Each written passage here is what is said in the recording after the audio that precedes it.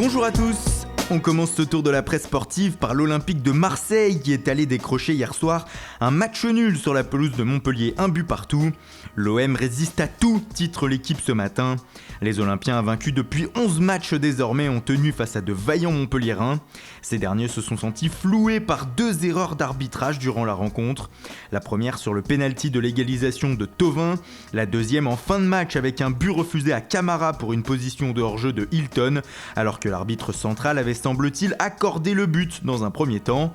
En tout cas avec ce nul, Marseille redescend au 4e rang et c'est Lyon qui reprend le fauteuil de dauphin. Les Lyonnais, bien réalistes comme l'écrit le Progrès, se sont imposés à Caen 2-1. En Italie aussi, les choses ont bougé ce week-end.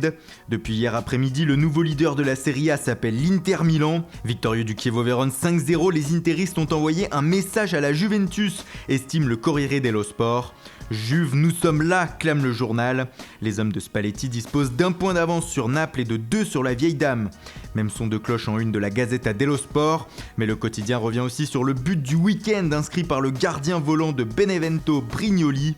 Le portier a arraché le nul 2 buts partout face au Milan AC pour la première de Gattuso sur le banc, d'une tête plongeante à la 95e minute. En Angleterre aussi, le match de Manchester City s'est décanté dans les dernières secondes et ce sont bien sûr les Citizens qui ont pris les 3 points devant West Ham 2-1. Ceci grâce à David Silva mais aussi à la nouvelle période des Mancuniens, le Pep Time. Fini le Fergie Time pour les quotidiens anglais comme ici le Mirror Sport, place désormais aux fins de match à l'avantage de Pep Guardiola. Et comme d'habitude, toute la presse britannique s'en donne à cœur joie. Même titre ici pour le Sun Sport qui indique que Pep aime le Fergie Time, ou le Daily Star qui dit que le Pep Time garde Manchester City au sommet. Et toujours en Angleterre, l'autre club de Manchester United fait aussi parler de lui, surtout le milieu international français Paul Pogba après son carton rouge reçu samedi sur la pelouse d'Arsenal. Le Daily Telegraph indique que l'ancien joueur de la Juve pourrait prendre plus de 3 matchs de suspension après sa semelle sur Bellerin. En effet, en sortant du terrain, il est soupçonné d'avoir applaudi un des membres du corps arbitral. Si cela est avéré, sa sanction pourrait donc être gonflée à 4 ou 5 matchs. En Espagne, un autre Français est dans la tourmente. Zinedine Zidane, le coach du Real Madrid, est critiqué ce matin par le journal AS pour ses choix. Il lui est reproché de ne pas faire suffisamment confiance à son banc de touche. Selon le journal, Théo Hernandez, Jesus Valero, Marcos Llorente, Dani Ceballos et Borja Mayoral ont disputé moins de 550 minutes de jeu cette saison et les résultats s'en ressentent.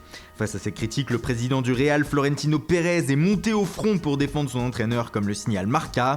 C'est le meilleur entraîneur pour cette équipe, c'est l'une de nos icônes, a lâché Pérez. Et on termine par l'autre grand d'Espagne, le Barça. Depuis la blessure de Samuel Umtiti samedi, la presse catalane s'interroge sur les solutions possibles en défense centrale.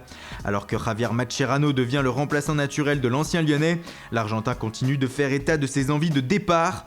Alors pour pallier à cela, le Barça réfléchirait à accélérer la venue de Yerry Mina, le défenseur colombien de Palmeiras, que les Blaugrana suivent depuis un moment. Il pourrait débarquer en janvier dans l'effectif du FC Barcelone. Voilà, c'est tout pour aujourd'hui. Merci pour votre fidélité. Bonne journée à tous et rendez-vous dès demain matin pour une nouvelle revue de presse.